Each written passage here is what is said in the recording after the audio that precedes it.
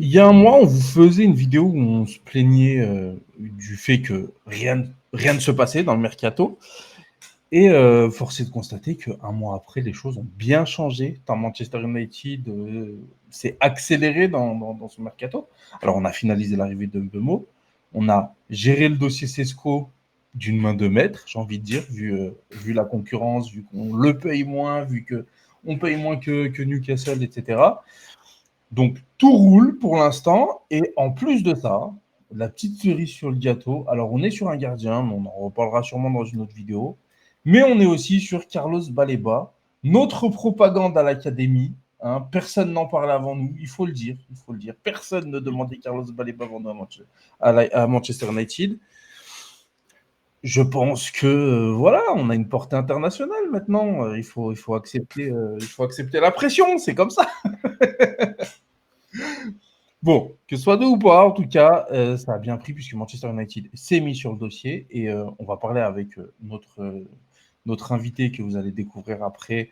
Euh, est-ce qu'il va venir, est-ce qu'il va pas venir, tout simplement. Déjà, lui, il va peut-être nous le dire de son point de vue de Seagulls. Donc voilà. Alors, est-ce qu'il va changer les ambitions de Manchester United? On va parler avec déjà notre invité et puis avec Riku. Salut Riku.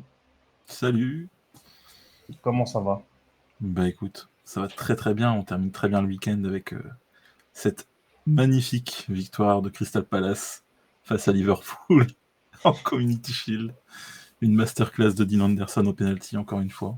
Même si la FA a essayé de couper le live pour pas qu'on voie ça. Ouais. La FA qui met 30 minutes du match sur leur chaîne YouTube et qui coupe après. Sentant la pépite venir, ils ont dit non, c'est bon, on enlève. Ok, et bah du coup, on va pouvoir envoyer la vidéo avec notre invité. On fait le petit jingle, le temps pour vous de liker, de vous abonner, de commenter. C'est important pour nous. Comme on vous a dit la dernière fois, c'est un très petit geste pour vous, mais pour nous, ça change complètement toute la dynamique de nos vidéos. Si vous likez, si vous commentez dès que vous l'avez vu, si vous abonnez dès que vous l'avez vu, bah, ça la met beaucoup plus en avant. Donc, évidemment, nous, on est intéressé par votre avis, mais si vous n'avez rien à dire, eh ben, mettez un commentaire de con, c'est pas grave. Il n'y a pas de souci. Parler de ma barbe, parler de la coupe à Riku, de ses maillots derrière, n'hésitez pas. Bon, est-ce que Carlos Baleba va venir à Manchester United? Qui est Carlos Baleba? Que va-t-il faire? Quand va-t-il venir? Toutes ces questions-là, on va y répondre avec notre invité que vous allez découvrir juste après. Juste après le jingle, c'est parti.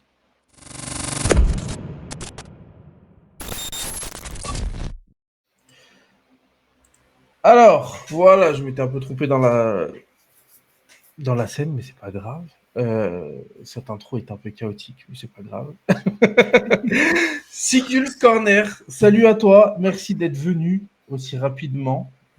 Un grand plaisir d'être sur ta chaîne, merci pour l'invitation.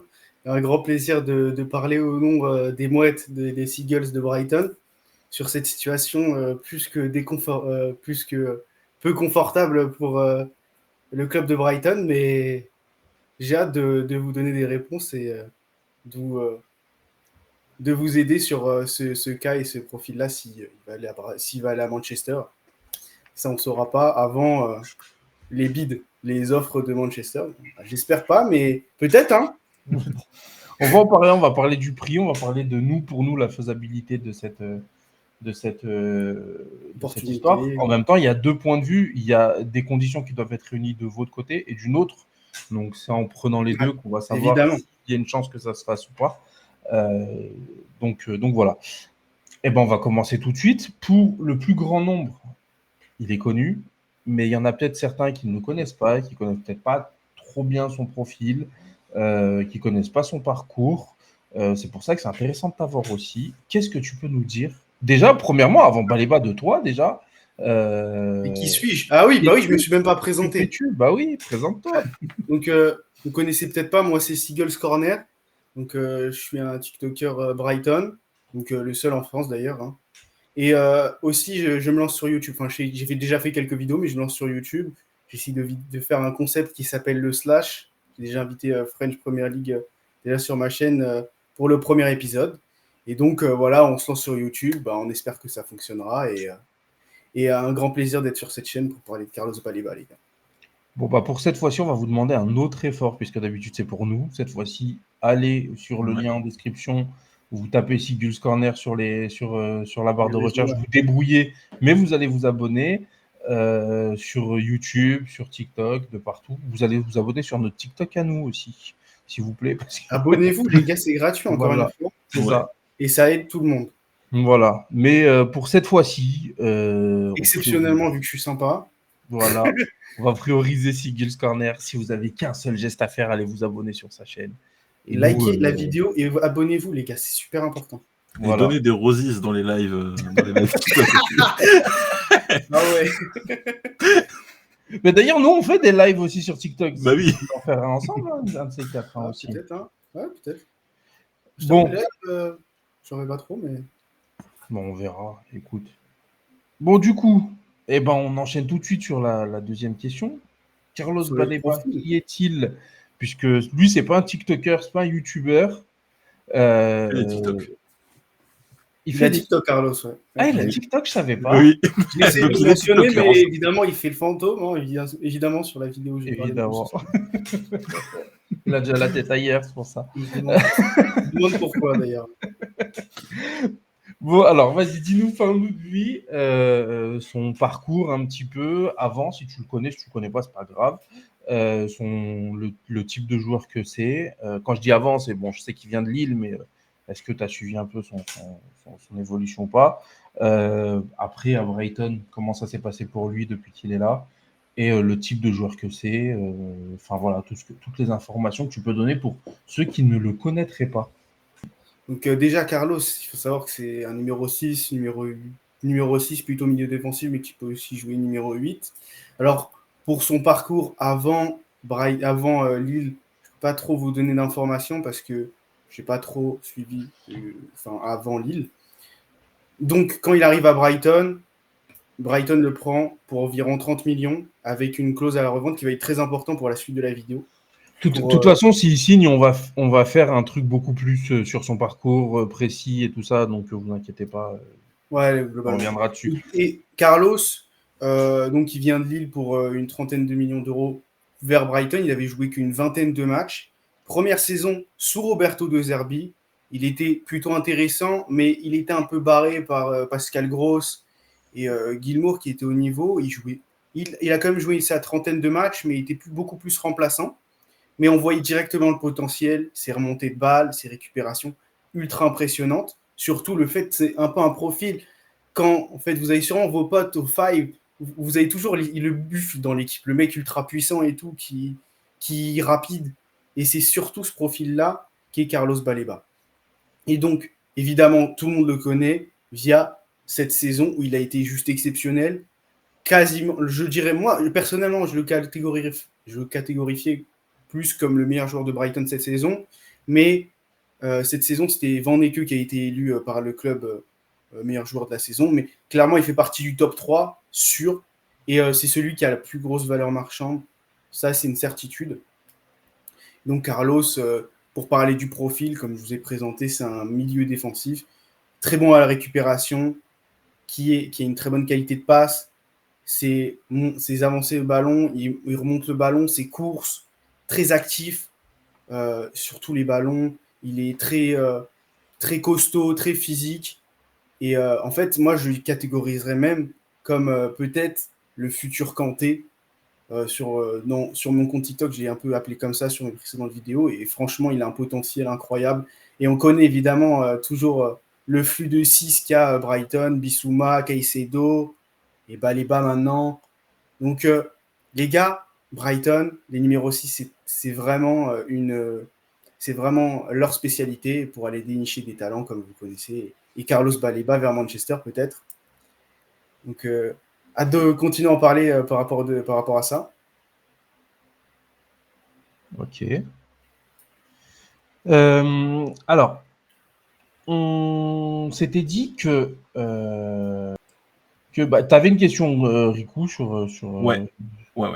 Donc, au niveau du prix, on entend beaucoup de trucs. Au tout début, quand il y a eu les premières rumeurs, ça parlait autour des 90 millions de livres. Après, c'est plus parti vers des 104 millions de livres, j'ai vu. Donc, en fait, se rapprocher du prix de Caicedo. Toi, tu vois comment ce transfert au niveau du prix? Tu penses qu'ils vont vraiment demander le même prix que Caicedo ou il y a moyen qu'il soit plus flexible selon certaines conditions, hein, genre par exemple, on met moins, mais il y a des bonus. Ouais. Je sais pas comment tu vois le truc. Comment je vois ça? Ouais. Alors déjà, il faut savoir que généralement Brighton communique pas souvent les prix de leurs joueurs. Caicedo de base, le prix c'était plus vers les 90, mais ça a explosé. Donc généralement les prix c'est souvent caché parce qu'ils abusent souvent sur les transferts. Notre situation actuelle c'est que Carlos Baleba fait partie du projet de jeu et que on n'a pas de remplaçant. C'est un paramètre qui est aussi intéressant mentionnement. On n'a pas de remplaçant à Carlos. Et ça serait aussi un peu short pour recruter. Pour le prix, de base, tu me disais que moi aussi j'ai vu le 90 plus 10, mais moi je pense que ça s'alignerait plus sur les 120 millions d'euros, donc 104, ce serait plus le prix qui partirait, même si moi je verrais un peu plus cher, parce que aussi, en fait, on a la clause à la revente aussi de Lille qui va prendre 25%, donc je pense qu'ils vont un peu gonfler en raison de cette clause à la revente. Donc, 25% du prix du ouais, transfert ou 25%, 25% de bénéfices? Parce c'est que par 25% exemple, du transfert. ok, c'est pas le Donc c'est bénéfice. vraiment beaucoup. Donc, Ouais. donc moi, je dirais que ça se situera entre 105 millions de livres et 120 millions de livres. Ça dépassera pas 120 parce que il reste, enfin parce que après sinon ce sera abusé et le club le savent. Je pense pas que ça dépassera Caicedo. Parce que Ok. Caicedo était à peu près dans la même situation en termes de contrat et d'importance. Je pense Après pas que Caicedo, il y avait aussi la les concurrence enchères. Il y Liverpool. avait aussi les enchères avec Liverpool Il y avait qui Liverpool avaient et Chelsea qui poussé étaient à fond complètement dessus. le prix, bien sûr. Après, vous êtes quand même à prendre au sérieux sur vos demandes, étant donné qu'on a vu l'hiver dernier, vous avez pris un club saoudien, vous l'avez tabassé sur la place publique pour nous montrer que quand vous demandez, vous demandez. Et ouais, Avec Thomas, où ça a le refusé Thomas. 80 millions, je crois. 90 millions. 90 millions, ça veut dire quand c'est non, quoi. En fait, Bah déjà, ils n'ont pas besoin d'argent, c'est ça que ça veut dire. Alors, c'est ça. En fait, on a vendu João Pedro pour 70 millions d'euros au total. On a fait des ventes allant à 100 millions. On a recruté à peu près pour 90. Donc, on n'a pas besoin d'argent. On a l'argent de la Première Ligue, des droits TV. On n'a pas besoin d'argent. C'est pour ça que c'est peut-être un truc qui coincerait pour le recrutement de Baleba. On n'a pas besoin de l'argent. Et si vous voulez recruter, il va falloir faire une offre très, très solide. Ok. Donc, et pour le cas Mitoma, en fait, déjà, Mitoma, on ne pouvait pas se permettre de le perdre en plein cours de la saison. Et en plus, le joueur ne voulait pas aller là-bas. Peut-être que ça peut différer par rapport à Carlos Baleba, qui lui a envie d'aller à Manchester. Mitoma, lui, il n'avait pas du tout envie. Et de toute façon, le club ne voulait pas. Donc, même si la valeur de Mitoma de base, autour des 60 millions, même s'ils ont rajouté 30, même s'ils avaient envoyé 120, enfin, peut-être 120, ouais. Et s'ils avaient même les 100 millions, ils n'auraient pas accepté. Ok. Bon, on parlera de la faisabilité et on reviendra sur le prix de toute façon à ce moment-là. Parlons de Baleba à Manchester United. Imaginons que ça se fasse. Je sais que tu n'as pas envie, mais il faut se projeter. Qui aurait envie? Quel supporter de Brighton veut vendre Baleba? Tu perds ton meilleur joueur, bon. Ouais. C'est le meilleur milieu, ça, c'est une certitude. Ouais. Alors, si ça se fait, les supporters de Manchester United, enfin, je ne sais pas si tu as vu, mais il y a un hashtag #IamBaleba, tu vois, genre. Il y a une propagande qui est faite pour recruter Baleba, ça, j'ai bien vu. Il est très, très, très, très attendu. Un transfert à 100 millions, c'est déjà une grosse pression pour un joueur. Un joueur qui arrive à 21 ans à Manchester United, c'est déjà une grosse pression. Tu rajoutes à ça le fait que Manchester United ait fini 15e la saison dernière. Tu rajoutes à ça le fait qu'il soit très attendu. Il a une pression monstre sur les épaules s'il arrive. Est-ce que toi, tu le vois tout de suite performer ou tu penses qu'il va quand même falloir qu'il digère un petit peu ça parce que ça va vraiment être. Enfin, on a beau avoir acheté Sesco, on a beau avoir acheté Bemo, Cunha, vraiment, ça va être lui qui va être sous les projecteurs à ce moment-là. Parce que vraiment, il est très attendu, quoi. Tout le monde nous dit on n'avait pas besoin d'attaquant, on avait besoin d'un milieu. Enfin, nous, on l'a déjà dit dans l'académie, s'il fallait poser un billet, c'était sur un 6. Et en plus, le nôtre, c'était Baléba depuis le début aussi. Donc voilà, c'est juste pour dire à quel point il est attendu. C'est Est-ce qu'on que en tu parle. penses que c'est un joueur qui est capable de Ouais. gérer cette pression ou est-ce que tu penses que ça fait beaucoup et qu'il va falloir qu'il au mieux digère, au pire, ça va le faire exploser, quoi. Alors, moi, sur ce point-là, je suis un peu partagé parce que quand Baleba est arrivé, il a joué directement, il n'a pas été titulaire directement à Brighton, mais il a eu du temps de jeu. Il a eu pas mal de mal à s'imposer au début. Donc moi, je te dirais qu'en plus, avec la condition du transfert à 100 millions, ça ne va pas l'aider. Mais après, en fait, c'est un profil tellement fort que je me dis qu'il y a moyen que vers octobre, novembre, il arrive à s'imposer. Mais les premiers mois, ça va être plutôt compliqué pour lui, surtout si les supporters de Manchester ne sont pas patients. Si c'est un transfert qui dépasse les 100 millions, ça va être compliqué pour lui. Je peux le comparer à Caicedo, parce que Chelsea aussi, on les connaît. Hein. Ils sont très agressifs quand c'est des transferts qui dépassent les 100 millions. Enfin, même ça dépasse les 70. Hein. En fait, moi, je le verrais un peu comme Caicedo qui a eu un peu de mal à s'imposer à Chelsea au début. Il faisait pas des performances top. Et surtout au début, c'était très, très poussif. Mais je verrais comme un petit peu mieux que Caicedo, parce que Caicedo, c'était vraiment pas terrible. Mais je le verrais pas direct s'imposer. Parce qu'encore une fois, il y a quand même de la concurrence à Manchester. Il y a quand même de bons joueurs, Ugarte, qui reste un 6. Même s'il est bon une fois sur deux, ça reste un bon 6. Bruno, qui va sûrement descendre en 8, si j'ai bien compris, avec les recrutements. Et il y a aussi Meinou qui est quand même un crack. Donc, à voir. Mais je pense qu'il va avoir un peu de mal globalement à s'imposer. Mais aux alentours entre octobre et décembre, je pense qu'il va quand même y avoir des bribes de choses qui sont très intéressantes pour Carlos. Et l'année d'après, pour moi, il explosera. Si il vient à signer à Manchester. Ok. Euh, Ok, alors du coup, autre question. Là, Baleba, s'il vient, je pense qu'on est d'accord pour dire que bon, à 100 millions, il sera sûrement titulaire. Alors peut-être pas sur les premiers matchs, parce que il faut voir si à l'entraînement et tout, qu'est-ce que ça donne avec ses coéquipiers.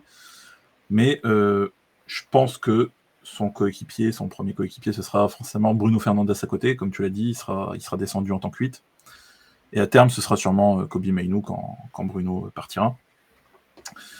Est-ce que tu penses que là, même s'il met du temps à s'adapter, mais dès cette saison, il peut nous faire changer de dimension? Genre, là, on attend de... À un top 6. Ouais, bah même plus qu'un top 6. En fait, Ah si oui. on recrute Baleba, enfin, avec le recrutement qu'on vient de faire, je pense qu'on peut viser le top 6. Si on rajoute un mec comme Baleba, est-ce que ça nous fait passer la dimension au-dessus, essayer de chercher le titre? Peut-être pas tout de suite, parce qu'il faut le temps de s'adapter, il faut le temps que Amorim arrive à le mettre dans le moule.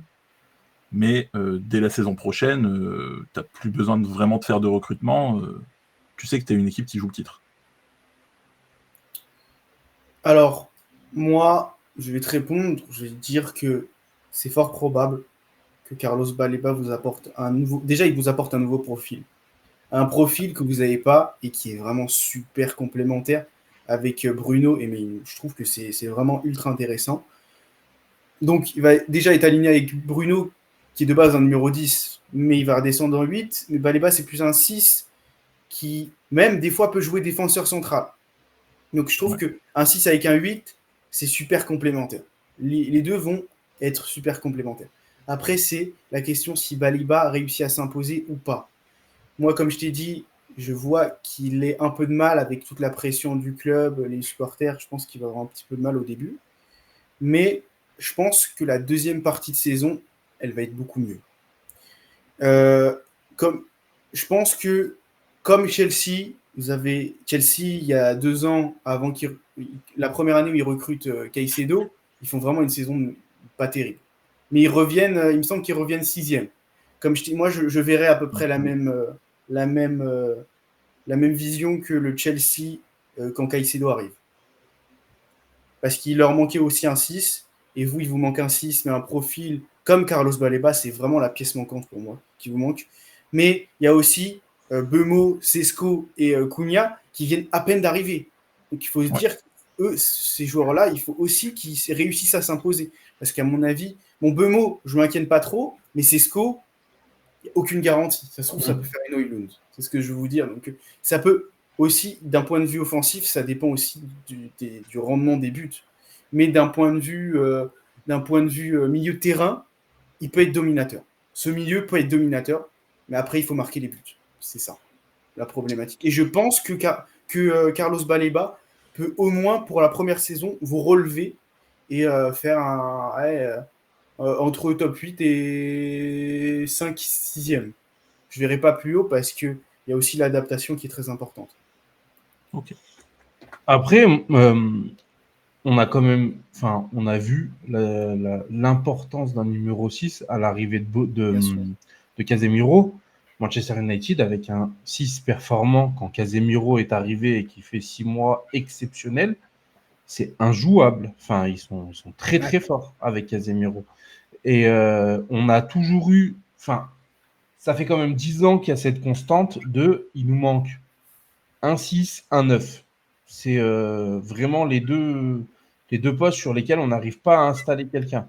En 10, on a installé Bruno. En défenseur central, on a toujours eu des mecs qui peuvent plus ou moins être intéressants, mais sans être catastrophiques. Enfin, ça n'a jamais été vraiment la faiblesse assumée de l'équipe. Ah, mais la défense centrale, ça n'a jamais été le problème de United. La saison dernière, on fait une saison catastrophique. On n'a pris que 3 buts de plus que Newcastle sur la saison. C'est ça. Après, le gardien aussi, c'est important. Ouais. Oui, aussi. Mais, même ça, on a eu des réa qui a été incroyable pendant plusieurs années. Enfin, voilà, je veux dire, depuis 10 ans, la constante, c'est on n'a pas de 6. Ouais. Depuis que Carrick est parti, on a eu après Matic qui était sur la fin. Voilà, il nous a fait 1 ou 2 bonnes saisons. Après, c'était un peu plus irrégulier, machin. Et c'est tout, quoi. Pareil, Casemiro qui a fait 7-8 bons mois. Après, l'arbitre a dit qu'il avait étranglé quelqu'un, alors que non, il a pris un rouge. Il n'est jamais revenu à son niveau. Et du coup, Ugarte, c'est pareil. C'est un joueur qu'on aime beaucoup, mais qui est clairement pas le joueur qui va tenir notre milieu de terrain. Bruno tiendra pas le numéro de terrain par son profil. Lui, il va être plus en charge de la transmission du ballon, il va plus être en charge de la création avec les autres de devant. Mais on a vraiment besoin d'un gars avec un immense volume de jeu. Baleba, c'est le cas. Une bonne qualité de passe sous pression, Baleba, c'est le cas. Un joueur physique, Baleba, c'est le cas, et un joueur qui est bon à la récupération, et Baleba, c'est le cas aussi. Donc, c'est vrai qu'il coche vraiment toutes les cases, et moi, je pense personnellement que c'est vraiment un joueur qui va nous faire passer un cap si, évidemment, il réussit à développer son potentiel, à réaliser tout son potentiel à Manchester United. Mais ne serait-ce que juste être bon dans ce qu'il doit faire, sans être le joueur exceptionnel qu'on a vu là depuis 1 an, mais juste il est bon, il va vraiment changer les choses. D'avoir juste un joueur fiable à ce poste-là, ça va vraiment changer les choses. Si après les gens devant font le travail, on peut vraiment passer un cap. Quand je parle de cap, je ne parle pas de passer un cap par rapport à la 15e place, je parle vraiment du fait que Manchester United, on voit chapeau 2,5, tu vois, c'est en première ligue. Tu as Liverpool, Arsenal, City qui jouent le titre. Derrière, tu as Newcastle, Chelsea qui sont en retard sur eux, mais quand même bon. Et nous, on a vocation à se hisser vers là. Ouais. Et je pense que Baleba peut nous emmener là-bas, tu vois, voir un peu entre le chapeau 1 et le chapeau 2, tu vois, c'est pour reprendre ce truc des chapeaux. Avec l'effectif déjà en place, avec le mercato qu'on a déjà fait. Donc, c'est pour ça que je dis qu'on en attend beaucoup et qu'il y a de grosses attentes, tu vois. Enfin... Bien sûr. Mais je comprends totalement. Oui, vas-y, excuse-moi. Non, je comprends totalement ton avis dessus. Et en fait, pour toi, c'est clairement le game changer, Carlos Baleba, finalement. Complètement. Mais si on allait chercher, je vais faire plaisir à Riku et Grini qui regardera peut-être la vidéo, mais si on allait chercher Wharton, ce serait pareil, tu vois. Ouais, bah oui. C'est pas. Moi, je préfère Baleba, mais c'est pas vraiment inhérent à Baleba. C'est vraiment si on a un 6 performant, on va déjà changer on va vraiment changer. L'équipe va vraiment avoir un autre visage parce que tu as une défense qui est moins exposée, tu as des attaquants qui ont moins peur d'attaquer. Enfin, vraiment, tu as un équilibre qui est là et on l'a vu avec Casemiro quand il a été bon. Eriksen, il a été excellent. La défense était très bonne. Enfin, ça a vraiment permis à tout le monde de souffler un peu, quoi. Là, tu as l'impression quand même que tout le monde doit faire un peu tout, être à la récupération, être à la création. Enfin, tu as l'impression que c'est pas régulé par un joueur qui va faire le lien défensif-offensif comme on l'attendrait de Baleba ou de Ougarté. Mais Ougarté, dans le jeu offensif, c'est pas assez bon pour être ce liant-là, en fait. Ouais. En fait, Baleba, défensivement, c'est peut-être un peu moins fort qu'Ougarté, mais Baleba, Je suis pas sûr. Il sait utiliser ses pieds, quoi. Pour pouvoir. Techniquement, Baleba, c'est quand même très sûr. Oui, techniquement, il tue Ougarté, mais tu vois, défensivement, après. D'un point de vue physicality, moi je trouve qu'Ougarté est meilleur. Et d'un point de vue récupération pure, Ougarté est meilleur. Mais défensivement parlant, les matchs qu'a joué Carlos Baleba en défense centrale quand Vaneko n'était pas là, très impressionnant. Donc vous risqueriez d'être très surpris sur cette si Carlos Baleba venait à Manchester, sur cet aspect du jeu. Okay. En fait, il est plein de surprises, Carlos. C'est ça. Je l'ai jamais vu jouer défenseur central. Ouais, moi non plus. Je savais pas qu'il est. J'avais déjà vu qu'il avait joué défenseur central, mais j'ai pas vu les matchs en direct. Quoi. Enfin, j'avais pas.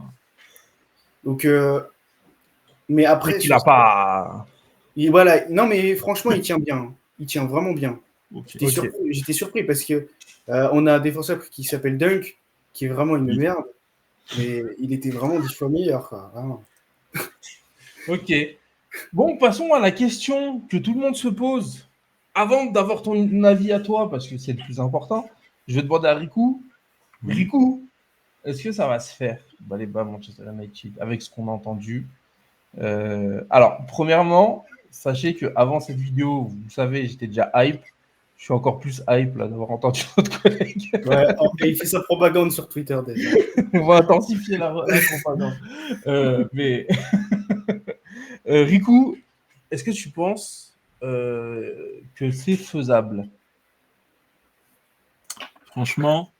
Mais en pourcentage de faisabilité, tu donnes en pourcentage? Ouais. Je pense que c'est faisable et je mets en pourcentage. Allez, un 70%. Que ça va se faire? Ouais. Ah oui. Déjà, tu vois, si Brighton n'était pas vendeur, ils n'auraient pas donné de prix. Ça, déjà. Après, c'est qu'en général, quand tu donnes un prix, tu pars de là. Donc, ça peut que être moins, normalement. Sauf si vraiment, ils nous regardent en disant non, c'est ça. Non, c'est 120. Non, c'est 120. Non, c'est 120. Mais tu vois, là, il y a eu toutes les infos que Fabrizio a données, comme quoi c'était vraiment le joueur que voulait absolument Amorim. Quand tu vois les sous qu'on a pu mettre sur Sesco, Mbemo, Cunha, qu'on nous a dit qu'on pouvait encore dépenser sans avoir besoin de vendre, là, c'est maintenant. De toute manière, on n'a pas le choix. Parce que là, si on ne le prend pas cet été, la saison prochaine, il y aura City, il y aura Liverpool, il y aura peut-être même Arsenal qui seront dessus. Et là, je pense qu'on ne pourra pas battre la concurrence. Seagulls, avant d'avoir ton avis sur la faisabilité, c'est le clou du spectacle, évidemment. Ouais. Un avis purement sur Manchester United que je te demande. Est-ce que Manchester United peut se permettre, avec tout ce qu'on a dit, dans nos besoins que tu as entendus et que tu connais parce que tu regardes la première ligue, tu connais Manchester. Tu connais la situation. Oui. Au vu de nos besoins, au vu du joueur que vous possédez, est-ce que Manchester United serait raisonnable de passer à côté de Baleba pour 30 ou 40 millions? Alors, moi, je vais donner une info. Enfin, moi, je demande souvent dans l'autre sens. Est-ce que c'est raisonnable d'aller poser 120 millions, etc. Alors, moi, je vais dire que c'est pas du tout raisonnable pour Manchester. Parce que je me souviens que à la moitié de la saison, il y avait une interview de Daniel Radcliffe qui disait que voilà, ils ont dû faire des coupes budgétaires avec l'histoire du Christmas et qu'on ne sait pas vraiment, voilà, 15e place, l'Europa pas gagné, pas de Ligue des Champions. Je ne sais pas trop comment vous sortez les 225 millions, à part grâce au maillot vendu, aux places, plus les droits TV. Mais pour moi, cette saison, vous êtes ric-rac, vous faites un mercato max à 100 millions. Je ne sais pas vraiment d'où vous les sortez. Après, si y a une explication et tout, c'est pas... Là, j'ai l'impression que vous êtes dans une folie dépensière, c'est possible que vous le fassiez. Mais attention, si vous faites Carlos Baleba l'année prochaine, ça va être wow. S'il n'y a aucun résultat, c'est la misère. Alors oui, dans ce sens-là, je suis d'accord, mais ça, c'est les réserves qu'on entend souvent, et évidemment, on les entend, et je suis d'accord. Mais même si la situation financière est quand même plus compliquée que ça, puisque il y a une vidéo de Romain Molina qui est sortie il n'y a pas longtemps, et vraiment, on s'est débrouillé pour les premières mensualités, les payer très très peu. C'est vraiment dans 2-3 ans qu'on va douiller sur les joueurs qu'on a achetés. Mais justement, je te donne un exemple. Manchester United, la saison prochaine, finit 9e.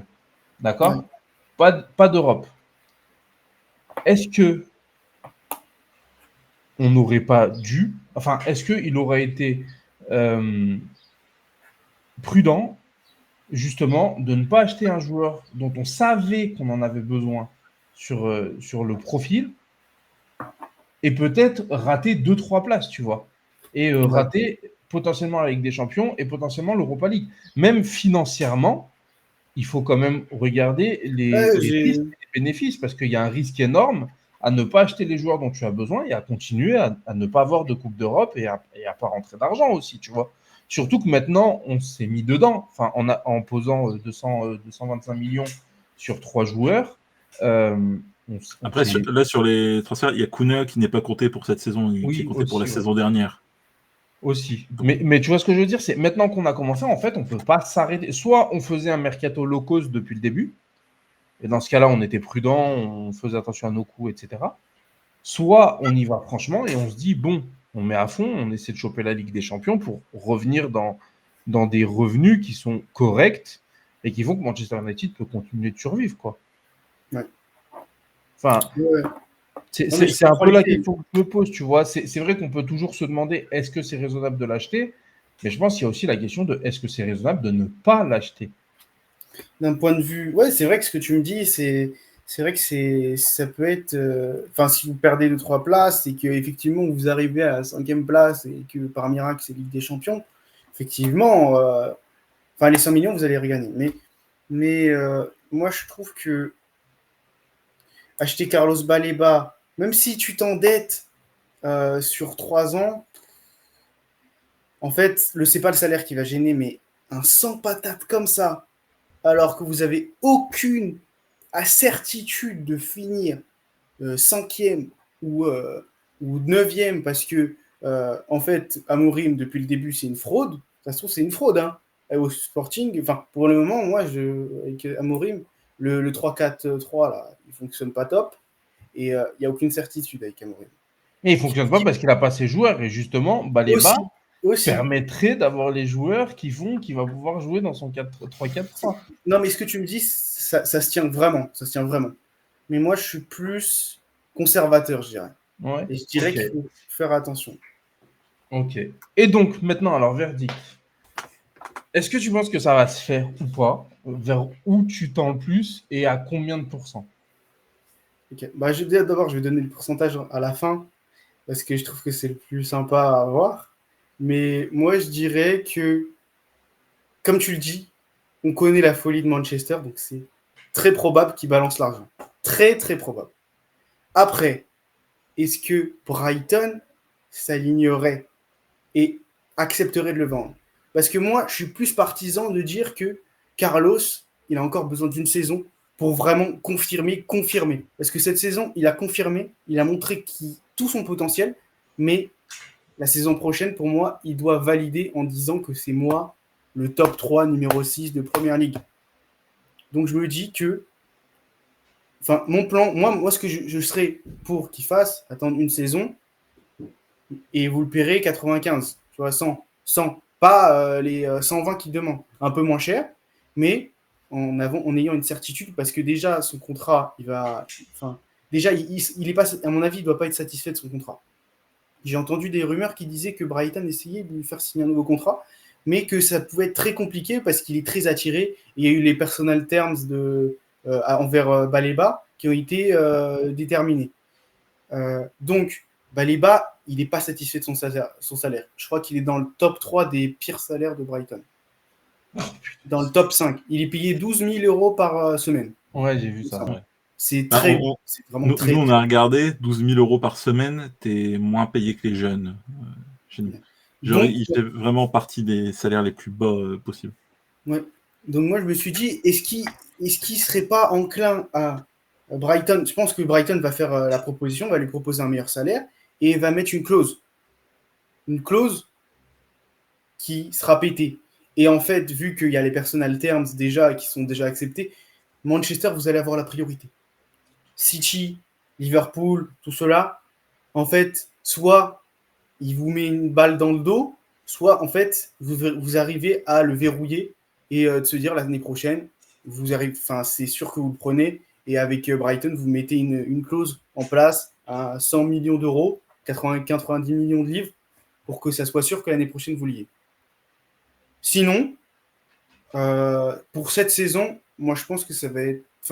Moi je pense que si on perd Baleba, cette saison, ça va être compliqué. D'un point de vue supporter de Brighton, ça va être très compliqué. Chaque saison, on essaye de batailler pour l'Europe. Cette saison, on s'est fait piquer la place d'Europe. On a fini 8e par Crystal Palace, qui viennent de gagner le Community Shield. Parce que, en fait, Brighton et Palace, c'est un peu la rivalité. C'est le derby. Donc, on ne les aime pas et ça nous a fait chier qu'ils nous ont piqué la place en Europe. Bref, on n'a pas besoin d'argent. Mais il y a un moment, effectivement, Caicedo, au début, on ne voulait pas le vendre, mais quand tu t'alignes sur le prix, quand tu balances les pépettes, Brighton, généralement, ils vendent. C'est ça le truc que j'ai. Donc, si je devais donner un pourcentage de chance qu'il signe à Manchester, je dirais 40% de chance. Ça va. Entre 30 et 40. 30 et 40. C'est pas infaisable parce que en plus en ce moment c'est chaud. Il a raté les derniers matchs pour une histoire de blessure, mais bon, on les connaît ces histoires. João Pedro, il nous l'avait fait aussi et finalement il est parti à Chelsea. Donc je mettrai quand même une réserve sur ce point-là. Donc 30-40%. Ok. Alors moi je vais donner mon avis aussi vite fait sur la faisabilité. Moi je suis un peu biaisé par la peur en fait. Je veux pas avoir de pourcentage de faisabilité trop élevé parce que je vais vraiment être insupportable si ça se fait pas après. Donc, je reste sur je pense qu'il y a 20-30% de chances que ça se fasse. Pas plus.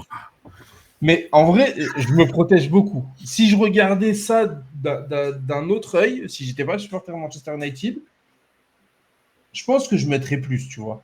Mais là, je prends vraiment tout le soin de me protéger. Et jusqu'à maintenant, en fait, moi, il y a deux choses. La première, pour le côté optimiste, c'est que Manchester United a bien géré l'affaire Sesco et a l'air d'être à peu près calme, pareil sur l'affaire Baleba.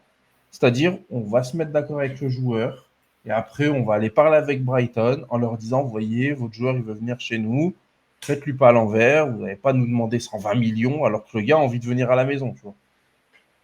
Je pense que sur Sesco, ça a marché. Ils leur ont dit, bon, bah, vous n'allez pas nous faire payer comme Newcastle qui veut vous l'arracher alors que le gars ne veut pas y aller. Faites pas les débiles, vendez-le nous à un prix correct et puis comme ça, tout le monde est content. Je pense qu'on va faire à peu près pareil et c'est possible que ça marche. Mais cependant,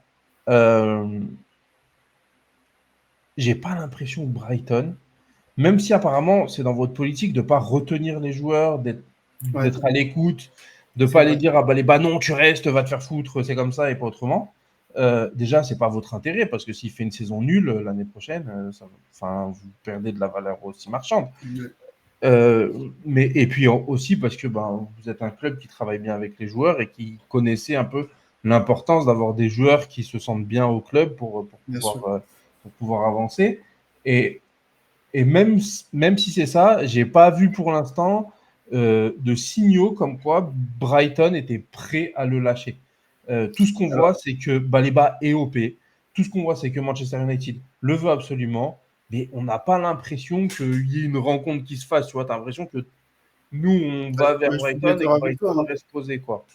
Alors, moi, je peux te donner une précision par rapport à ça. Il y a le CEO de Brighton, Paul Barber, qui a parlé du fait que lui, il voulait que Carlos Baleba reste et que ils n'étaient pas enclins à le vendre. Mais après, Caicedo, on avait la même chose. Donc, et ça, le problème, pareil, le coach, il ne veut pas le vendre. Personne ne veut le vendre parce qu'ils savent que si on le perd, on ne va pas jouer l'Europe. L'année prochaine, on a une équipe pour jouer l'Europe. Vraiment. Vraiment. Mitoma, on a réussi à le garder. Il y avait des rumeurs au début, Bayern Munich et tout. C'est chaud. Finalement, le joueur a l'air de vouloir rester. Pareil, Jean-Paul Vanek. Il y a Newcastle, ils sont venus. On a eu peur. On s'est dit, punaise, si on parvenait qu'eux, on va pas se taper dunk toute la saison. Donc voilà. Moi, je me dis, les bas, il faut avoir une réserve.